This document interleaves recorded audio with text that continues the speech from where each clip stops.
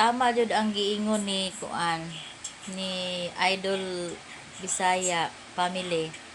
Sayang gingon na kitang mga content, kitang mga creator na gamay pa atong mga followers, dili gid ta muundang. Kaning kamo jud ta nga og create hanggang naay mo ganahan sa atong video. Kasi hindi ay naay maluoy ang Ginoo nga naay mo subscribe nato. Padayon lang gid ta. Kuan baya kayo?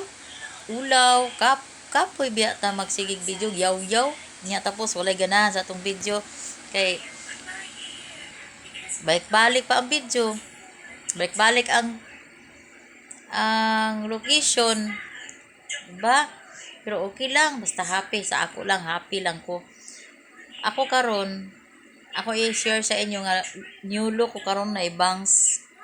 Barag murag lampaso, basta kay na ibangs, new look ba. Pero happy kay ko nga na mapansin ko ni Inday ni idol ako Bisaya. Kay gusto ko mapansin niya kay dugay na nako siya na pagkakita nako sa akong wall na labay si Bisaya family. Ako din siyang gi-follow. Kay ang iyang mga videos puro mga kuan, puro mga maayo o puro tabang sa mga tao ang iyang videos. Muna kita magsige gitag sunod sa ang videos kay nakatabang siya sa mga pobre in town. Kung ay mga inagtabang, mahatag siya si Bisaya family. Bisaya family, thank you sa imong pagtabang bisan wala pa kun sana imo kong napansin, imo kong na follow kay idol kita. No, padayon nan mo jud akong istorya, mo padayon jud ko og create.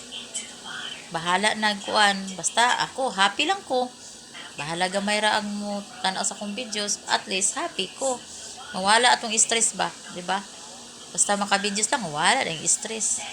Thank you kaayo sa inyo sa nagpalo sa ako ug labi na kung ipalo ko ni Bisaya family. Thank you. God bless.